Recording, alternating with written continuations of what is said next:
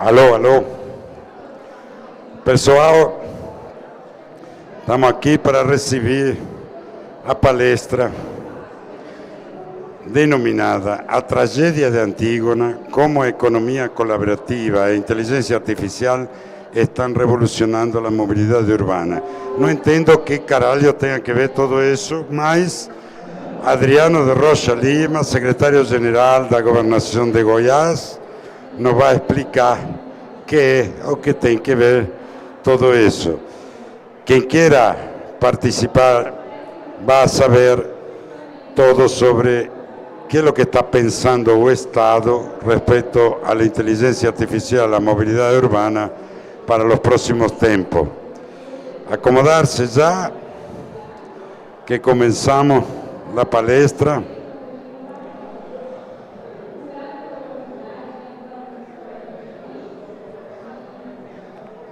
Então, a tragédia de Antígona, mito grego, como a economia colaborativa e a inteligência artificial estão revolucionando a mobilidade urbana. Com vocês, Adriano de Souza Lima, secretário-geral do Governo de Goiás. Com você. Obrigado.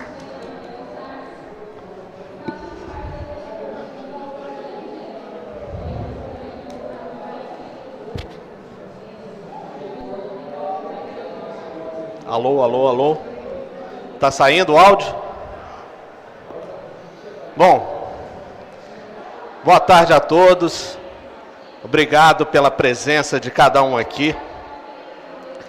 Eu fiz esse título provocante porque nós hoje estamos imersos numa espécie de revolução tecnológica que muitos chamam da quarta revolução industrial, que está mudando a característica do mercado de trabalho, as pessoas precisando cada vez mais se adaptarem, se adquirirem novos conhecimentos, mudarem a forma de pensar.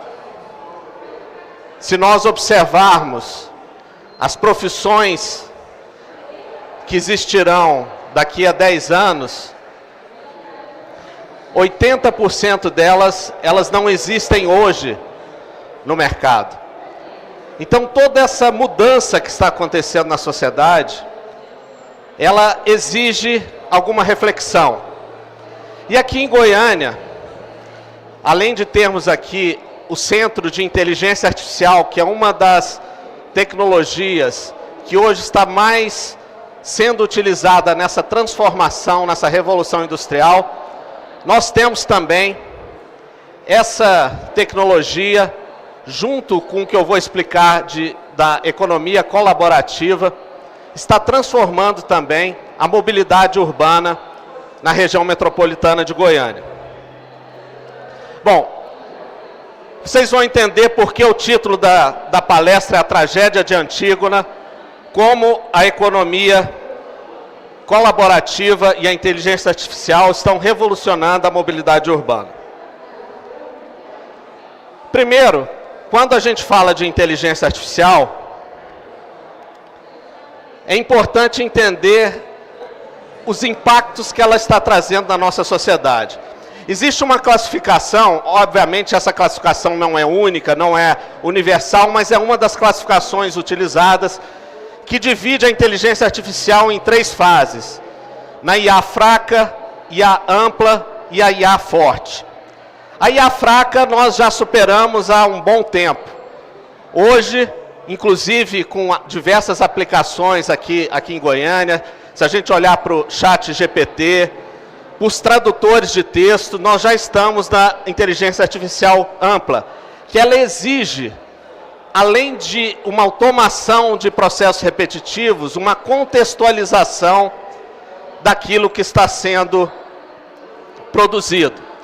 É importante destacar por que esse tipo de tecnologia chama-se de inteligência. Porque diferente das formas tradicionais de desenvolvimento de software que sempre existiram, onde você prevê cada tipo de entrada e de saída, a inteligência artificial o que você faz é ensinar a máquina a aprender. E a partir daí, ela aprende, e aí há uma grande questão. Qual que é o limite dessa aprendizagem? Chegaremos algum dia à inteligência artificial forte, que seria como se fabricássemos a verdadeira inteligência, com consciência, livre-arbítrio. Veja, quando eu falo de livre-arbítrio, significa que a máquina tem que tomar suas próprias decisões. Vamos imaginar um carro autônomo, que nós temos aqui, inclusive, desenvolvido pelo CEIA, sendo testado aqui. Esse carro com um passageiro no banco de trás. E ele está andando numa via e um transeunte ali, um cidadão, atravessa a via fora da faixa, de forma totalmente errada, e o carro tem que tomar uma decisão. Ou ele atropela o sujeito, ou ele dá uma guinada tão forte que pode capotar com risco grande do passageiro que está ali perder a vida. Qual a decisão ele vai tomar? Isso certamente não vai estar previsto, essa e outras situações que vão acontecer, não vai estar previsto no algoritmo inicial. Então, a máquina, ela será que consegue tomar suas próprias decisões de forma autônoma? E quando nós falamos de autonomia, aí nós caímos no mundo da moral e da ética. É possível desenvolver a máquina, ter a consciência e ser considerado um agente moral? Então, isso é uma questão importante a ser debatida. Não irei debatê-la aqui, mas é uma questão que deve ficar presente com vocês, porque esse tema está sendo muito debatido mundo afora. Na Europa, a comunidade europeia estão gastando aí milhões e milhões de euros nesse debate, para que exista algum tipo de regulamentação. Eu, por exemplo, não acredito que chegaremos na IA forte, mas há pesquisadores sérios que acreditam nisso. Então, nós temos que realmente nos antecipar a isso e discutir como será a nossa relação de sociedade com a inteligência artificial. Quando a gente vai para o domínio da mobilidade, e aí vem aqui justamente o que eu disse de carros autônomos, eles têm uma série de benefícios. Diminui acidentes, você não precisa de habilitação, de tirar a carteira, a carta de motorista para dirigir. Você não vai precisar mais de blitz, porque ele não é afetado pelo uso de álcool ou drogas. E veja, isso aqui foi dito por alguns importantes nomes aí que estão à frente disso do mundo, que em menos de 15 anos não existirão mais motoristas nem de táxi, nem de ônibus e nem de caminhões nas maiores cidades da Europa. Então vocês imaginem a revolução que isso está dando. Agora, não é só no campo da ética que isso tem que ser discutido. Tem que ser discutido também no campo social, porque isso impacta diretamente numa perda de cerca de 2 milhões de empregos somente nos Estados Unidos. E aí que se torna importante um debate que inclusive tivemos aqui na primeira edição da Campus Party em 2019, com o Fórum do Futuro do Trabalho, e a partir daí foram criadas as escolas do futuro, justamente para que nós não nos tornemos reféns da inteligência artificial. Na realidade, nós temos que estar sempre um passo à frente dela. E aí, quando a gente fala de economia colaborativa associada à inteligência artificial, o que eu gostaria de destacar? A economia colaborativa, ela parte do princípio de que você existe em recursos ociosos. Seja um carro que fica a maior parte do tempo parado na sua garagem, seja uma propriedade particular, um apartamento, uma casa, que fica a maior parte do ano parada. Então, a partir da inteligência artificial, juntando com esse conceito da economia colaborativa, você permitiu que profissionais competissem com não profissionais. Um motorista comum, não treinado para uso de táxi, ele, a partir do lançamento do Uber e de outros similares, ele consegue competir diretamente com os motoristas de táxi. Da mesma forma, grandes redes de hotéis que investem aí milhões e milhões para se profissionalizarem, elas acabam competindo diretamente com quem tem simplesmente um apartamento e usa o aplicativo do Airbnb e outros similares para competir com as grandes redes hoteleiras. Impacto. Obviamente, há empregos perdidos, como eu disse anteriormente, mas também há empregos que são ganhos. Tanto é verdade que muitos motoristas de táxi passaram, ou aqueles que simplesmente tinham carros na garagem, passaram a utilizar o Uber como meio, como fonte de renda. Então, você também tem empregos gerados. E aí vem o debate ético. Isso é justo? Quem dos dois lados tem razão? É um motorista de táxi que passou a vida toda se aperfeiçoando, treinando, conhecendo a cidade, cada uma das ruas, como se deslocar da melhor forma, com aquele que tem um carro na garagem, pega, se habilita no Uber e compete diretamente com esse motorista. Qual dos dois lados tem razão? E aí é importante a gente ressaltar que nós não estamos aqui numa discussão tradicional do certo versus o errado, do bem versus o mal, ou como nós estamos acostumados recentemente no Brasil, com direita versus esquerda. Isso não é uma discussão onde tem que se encontrar um lado certo e um lado errado. Um que deve ter a prerrogativa sobre o outro. E eu trago uma ilustração sobre isso, que é justamente o mito de Édipo e a tragédia de Antígona. Vou contar para vocês rapidamente essa história, para vocês entenderem essa relação. Bom, Édipo é filho legítimo de Laio e Jocasta, que eram rei e rainha do reinado de Tebas. E quando ele nasceu, quando Édipo nasceu,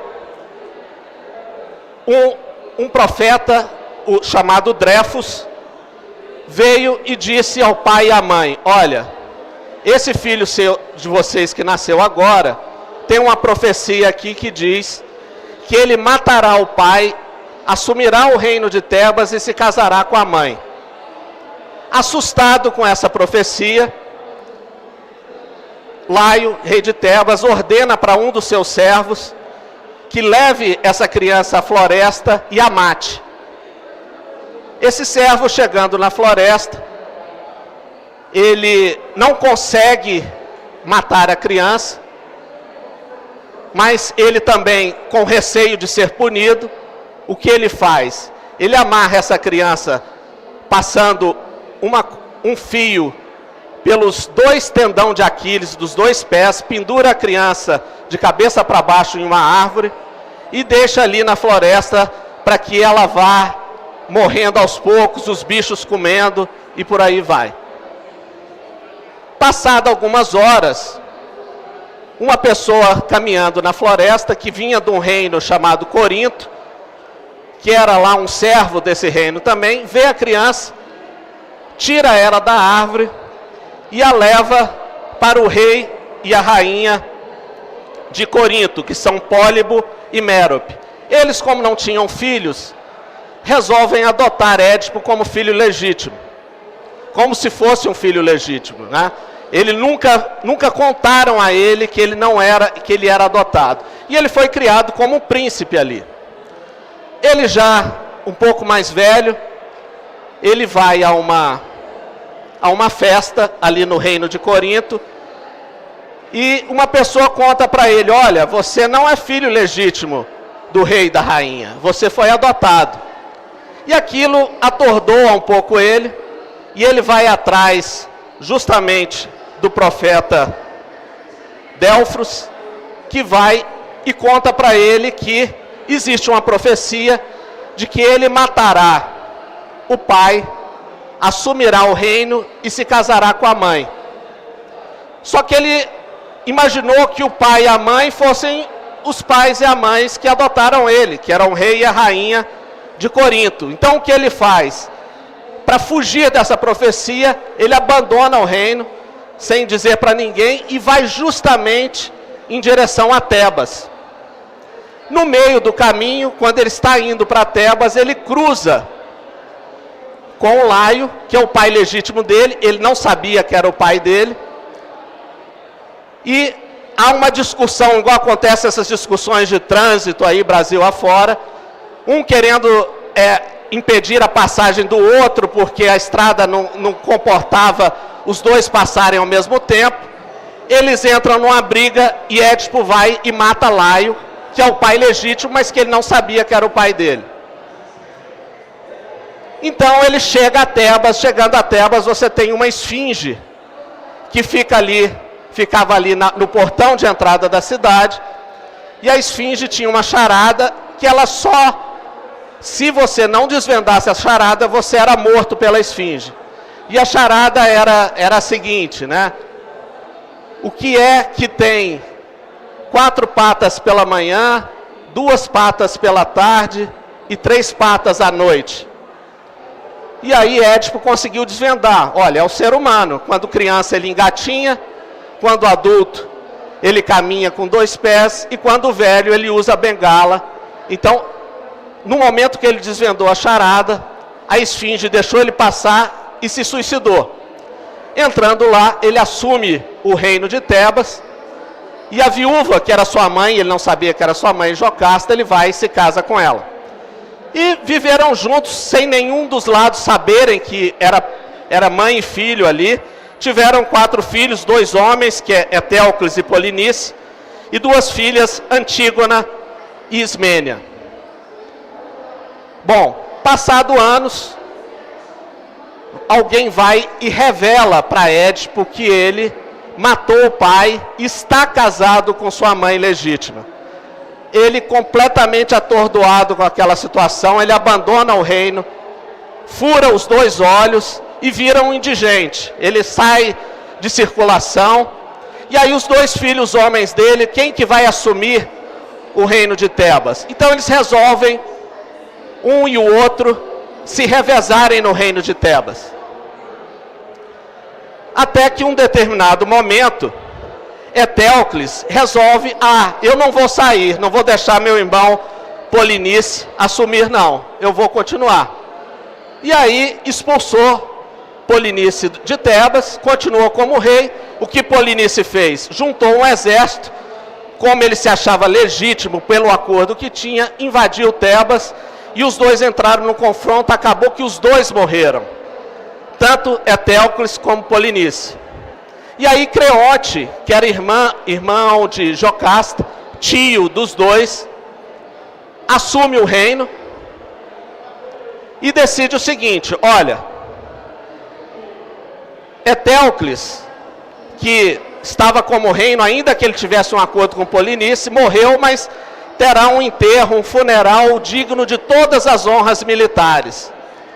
Já Polinice, ainda que ele se achasse no direito de invadir, ele nunca poderia ter invadido Tebas, e pelas leis de Tebas, ele vai ser largado, o corpo dele ao relento, a ser comido pelos bichos, e ninguém pode tocar nem enterrar.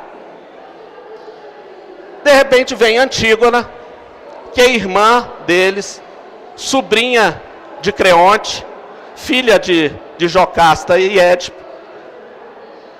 Então Antígona vai e diz o seguinte: não, meus 2 irmãos têm que ter enterro digno. Eu não vou permitir que meu irmão Polinice seja largado ao relento.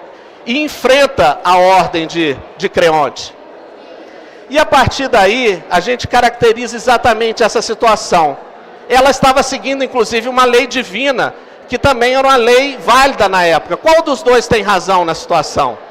Ela que queria dar um enterro digno a seu irmão, ou o tio que tinha assumido o reinado, seguindo as leis de Tebas, com toda a legitimidade, como mandava a lei de Tebas, não queria dar um enterro digno a ele.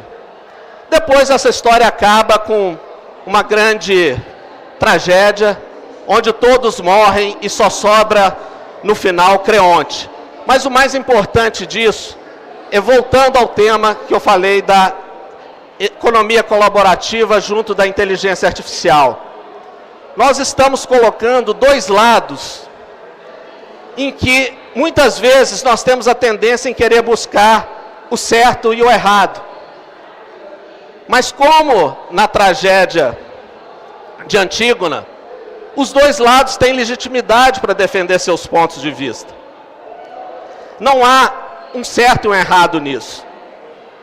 E voltando, né? Como disse Luc Ferry, todas as profissões que envolvem cabeça, coração e mãos nunca serão substituídas pela IA. Então, a mensagem sempre é: temos que nos requalificar e estarmos onde as máquinas não podem estar. E isso não é estático, isso vai evoluindo ao longo do tempo. Quando nós associamos a tecnologia a serviço da mobilidade urbana, de que forma que então, como aconteceu no Uber e no Airbnb, a inteligência artificial e a economia colaborativa podem revolucionar a mobilidade urbana, como está acontecendo aqui na região metropolitana de Goiânia. Então, vou falar um pouco para vocês, vocês vão entender um pouco isso. Primeiro conceito do mobilidade como serviço. O que é a mobilidade como serviço? É ter como fundamento principal, não é o ônibus, não é o carro, não é o táxi, não é a bicicleta, mas é focar na melhor forma de uma pessoa se deslocar de um lugar a outro, dar a ela a melhor condição possível para que ela saia do ponto A e chegue ao ponto B. Independente se ela tenha que usar táxi, ônibus, bicicleta, Uber ou o Citybus 3.0, que é um Uber que será lançado novamente em Goiânia ainda esse ano, que funciona muito parecido com o Uber, onde você, através de um aplicativo, você chama, igual você faz com o Uber, você coloca o seu destino e ele vai, identifica outras pessoas que querem ir para um destino próximo, estão próximas de você também, e cria um ponto de ônibus virtual, que não vai ser exatamente onde você está, mas vai ser uma distância suficiente que você possa caminhar até lá, pegar esse ônibus que vai te deixar no destino.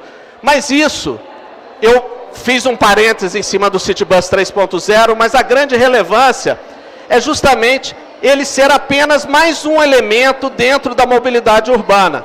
Não é só o Citybus, não são só os ônibus, não são só as bicicletas, sejam elétricas ou convencionais, não são só os veículos, não são só os táxis, que poderia ter também patinete no meio disso. Na realidade, é toda a forma de se locomover trabalhada em conjunto, dentro de um mesmo sistema, com o objetivo de facilitar a mobilidade para o cidadão. Para isso, nós precisamos lançar o que se chama de super aplicativo, super app da mobilidade, que é justamente uma espécie de aplicativo do Uber ou do aplicativo do Airbnb, voltado para a mobilidade urbana, que vai permitir, dentre diversas outras coisas, compras de bilhetes digitais, recargas, adesão, estacionamento em áreas azuis, informação e avaliação dos serviços e toda a roteirização, toda a interação entre o cidadão e os serviços disponíveis para a mobilidade urbana. No super aplicativo você escolhe o seu destino, informa onde você quer ir, ele vai apresentar para você as diversas opções disponíveis através dos diversos modais, sejam eles a bicicleta, como eu disse, o próprio ônibus, a van, que é o Citybus 3.0, que é um ônibus um pouco menor, o seu próprio veículo, que você pode estacionar numa zona azul e a partir dali pegar outro meio de locomoção, ou qualquer outra forma de se locomover. Então, todas elas vão estar agrupadas ali nesse aplicativo. Você, então, escolhe a sua modalidade, personalizando a sua viagem. Ele vai te dar opções e com valores. Olha, para chegar do ponto A ao B, você pode ir de ônibus mais Citybus mais bicicleta. Vai custar, nesse caso, como exemplo, isso não está fechado, R$10. Ah, você vai usar ônibus e Citybus, vai custar 7. Vai usar táxi com ônibus, vai custar tanto. Então, tudo de maneira integrada, utilizando sempre a mesma forma de identificação que você tem para usar o transporte na região metropolitana de Goiânia. Como você pode combinar também estacionamento de veículos com o uso do City Bus ou o uso do ônibus, todas as opções vão estar disponíveis para você. Você paga a sua viagem usando qualquer tipo de meio de pagamento, como cartões de crédito, de débito, Pix, e por aí vai. No final, você vai receber um QR Code como esse, e esse QR Code, como a gente usa para embarcar em aviões hoje em dia, você vai, hora que você entrar, chegar para pegar uma bicicleta, desde que esteja no seu roteiro de viagem, um City Bus ou no ônibus, esse QR Code vai te liberar para que você siga aquilo que foi planejado e customizado para você. Ele vai te dizer exatamente onde você vai pegar o primeiro e todo o trajeto que você vai fazer com o tempo de viagem estimado. Bom, você chega no veículo, você vai validar ali o QR Code. Bom, agora, falando então do super aplicativo, nós falamos aqui de mobilidade como serviço, mas temos que falar também de infraestrutura. Porque apesar do serviço que vai integrar diversas modalidades, mas elas precisam também de uma remodelagem, uma requalificação de infraestrutura. Seja da frota, por exemplo, de ônibus, seja de toda a infraestrutura que compõe os terminais, estações, a própria via em si, o bairro onde aquilo está envolvido. Então nós estamos falando de quando falamos do eixo Anhanguera, Goiânia ela é dividida em dois eixos principais. O leste-oeste, que é o eixo Anhanguera, e o norte-sul, que eles se cruzam e são as artérias principais do transporte urbano. No eixo Anhanguera, nós estamos fazendo a substituição de 100% dessa frota por ônibus elétricos, que são não poluentes, tanto no sentido de emissão de carbono, como também são não poluentes no sentido sonoro. Vamos reformar estações, terminais. Aqui um exemplo para quem conhece o eixo Anhanguera hoje, como ele é feio, tem aqui uma ideia dessa maquete de como é o desenho que ele deve ficar. Isso aqui, um dos terminais, o terminal da Praça da Bíblia, quem conhece sabe como ele está degradado hoje, e esse aqui já é o projeto arquitetônico que já vai ser iniciada a obra agora em menos de um mês.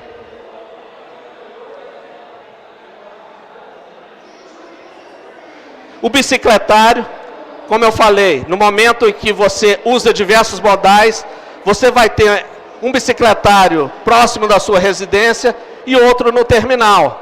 Chegando lá, você deixa a bicicleta e pega o próximo meio de transporte. O validador, que valida o QR Code. E aí, nós temos que falar dos diversos produtos que também vão estar a serviço da mobilidade como serviço. Produtos esses, a maioria já lançados. O bilhete único, que é um desses produtos que foi lançado, acho que Tarcísio está ali, tem o quê? Um ano que nós lançamos bilhete único? Um ano, aproximadamente.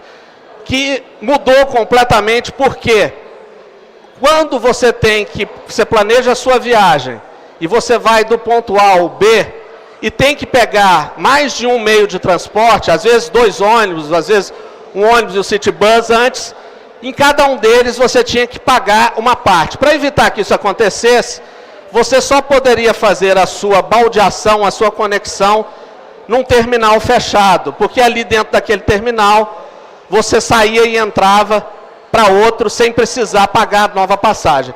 Com o bilhete único, ele estabeleceu um tempo de viagem de 2h30, que durante aquele tempo, a partir do momento que você pegou o primeiro meio de transporte, você só será cobrado uma única vez. O passe livre do trabalhador, que permitiu com que as empresas, ao invés de comprar o tradicional Vale Transporte, elas comprem esse cartão e você, num valor menor do que elas pagariam se fossem comprar cada uma das passagens. E, além disso, o trabalhador tem o benefício de ter ainda, além da ida e da volta ao trabalho, ele tem mais 6 viagens que ele pode fazer por dia, seja para ir almoçar em algum lugar, seja para resolver algum problema pessoal, sem ter que pagar nada por isso. Cartão Família, que permite que durante os fins de semana, um membro da família titular com mais outros 5 membros possam pagar uma única viagem. Isso permitindo o lazer de toda a família e ocupando também os momentos ociosos do sistema. Isso por isso que ele é aplicado em fins de semana e feriados. O bilhete digital meia tarifa, que ele cobra meia tarifa se você se desloca numa distância pequena, também fazendo uma ponte com o que acontece no Uber e em outros aplicativos, onde, dependendo da distância, o valor da corrida é diferente. Aqui também. Se você se desloca só até 5 quilômetros, você vai pagar metade da tarifa. Tarifa essa que é subsidiada pelo governo do estado, com mais 3 municípios, incluindo Goiânia, onde o governo paga mais de 100 milhões por ano de subsídio, permitindo que a tarifa que o usuário pague, no valor cheio, ela seja de R$ 4,30, e esse valor, desde 2019, ele não é reajustado. A meia tarifa é exatamente a metade, R$ 2,15. Esse produto ainda será lançado, que é o bilhete digital um dia, como acontece em várias cidades da Europa. Bilhete digital uma semana, durante uma semana você anda à vontade. E assinatura digital de transporte, que é como se fosse um cartão pós-pago. À medida que você vai utilizando, como acontece com um cartão de crédito ou com um telefone celular pós-pago, o seu uso é medido e você é tarifado no final do mês. E aqui eu gostaria de mostrar para vocês um vídeo que vai resumir toda essa transformação na mobilidade urbana da região metropolitana de Goiânia, que estamos implementando desde final de 2021, quando mudamos o marco legal do transporte, que permitiu que todos esses produtos fossem lançados, que permitiu que nós diferenciássemos a tarifa que dá equilíbrio econômico ao sistema, que é a tarifa de remuneração com a tarifa de usuário, que é aquela cobrada do usuário. Então, nós calculamos, através de uma fórmula estabelecida no contrato de concessão, qual deve ser o valor da tarifa, mas esse valor não é cobrado do usuário. E a diferença é justamente o subsídio, é a parte da passagem onde o governo do estado está pagando para aliviar o bolso do cidadão. Então, vou apresentar para vocês aqui um vídeo que demonstra tudo isso. Goiânia está prestes a completar 90 anos. A jovem capital amadureceu e sua complexidade na área de mobilidade requer um projeto auspicioso de transporte público, o mais elaborado do Brasil. O projeto se apoia em uma tendência mundial que é conhecida pela sigla em inglês de MaaS, Mobility as a Service, ou Mobilidade como um Serviço em tradução livre. O MaaS é um conceito inovador que integra modos de transporte e serviços de mobilidade em uma única plataforma digital. O Super App da Mobilidade oferecerá soluções personalizadas e sustentáveis. Focada nas necessidades individuais, a plataforma reunirá transporte público, bicicletas, táxis e outros recursos. A solução irá simplificar o planejamento, a requisição de serviços e o pagamento por viagens multimodais, possibilitando a melhor combinação de trajetos. Os projetos da nova RMTC se complementam e se encontram a partir do novo conceito. A Lei Complementar Estadual institui uma nova política de tarifação flexível, possibilitando a criação de produtos tarifários inéditos, facilitando o acesso, o uso e a integração de viagens. Além disso, permite o uso de bilhetes digitais e cartões eletrônicos de embarque, equiparando a rede aos sistemas de países mais desenvolvidos. O projeto de melhoria do serviço convencional visa transformar o transporte público por meio da renovação e modernização da frota, prevista para ser concluída até 2025. O projeto prevê ainda requalificação dos pontos de parada, incluindo abrigos, sinalização e informações em tempo real através de QR Code. Além disso, a implantação de corredores estruturais metropolitanos irá otimizar o fluxo dos serviços de ônibus, proporcionando maior eficiência e conforto para os usuários e sustentabilidade para a cidade. O novo eixo Anhanguera é um projeto notável da nova rede. A melhoria do corredor Anhanguera possibilitará, por iniciativa do município de Goiânia, que seja promovida a revitalização do centro histórico, fortalecendo o conceito de cidade para pedestres. A iniciativa abrange o eixo de transporte e renova terminais, com a frota elétrica evidenciando o compromisso com a modernidade e a sustentabilidade. O BRT Norte-Sul conecta áreas de rápido desenvolvimento urbano na região metropolitana, ligando cidades vizinhas. Com alta frequência a cada 3 minutos em alguns trechos, proporciona conexões rápidas entre locais públicos. Sua capilaridade e pontos de integração aliviam serviços sobrecarregados. Os veículos confortáveis possuem portas nas duas laterais, permitindo embarques e desembarques versáteis em plataformas suspensas e calçadas.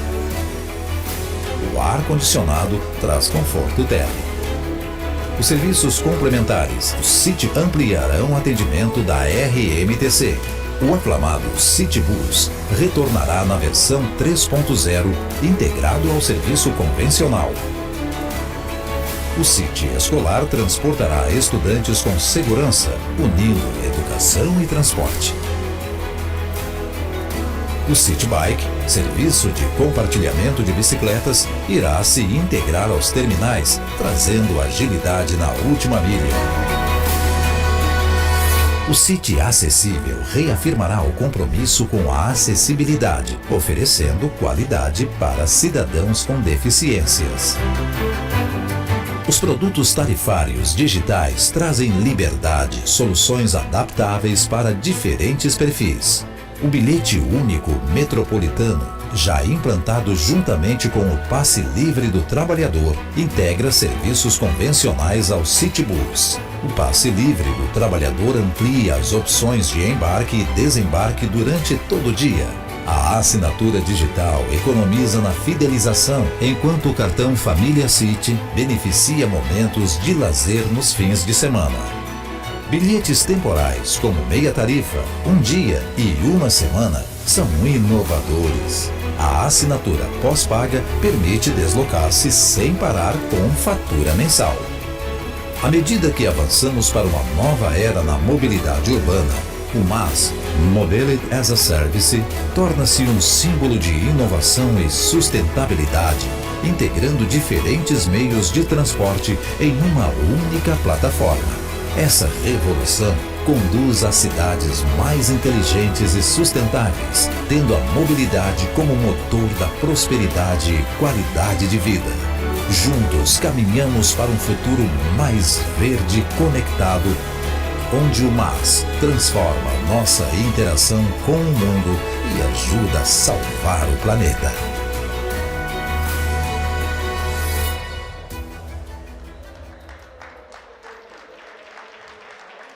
Obrigado, pessoal.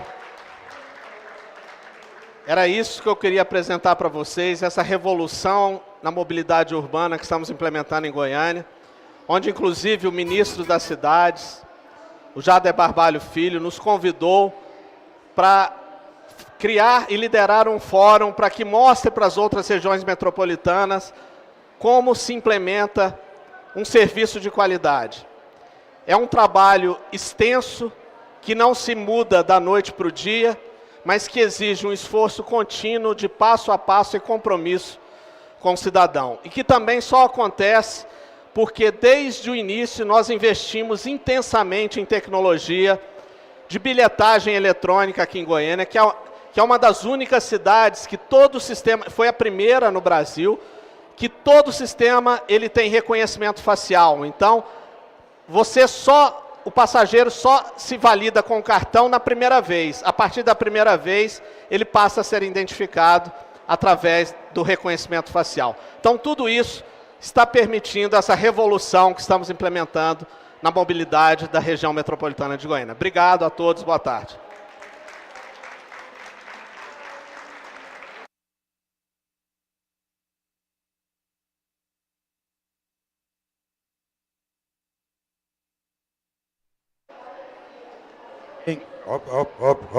Alguém tem alguma pergunta para fazer para o secretário? Está tudo bem? Obrigado. Obrigado, Adriano. Obrigado.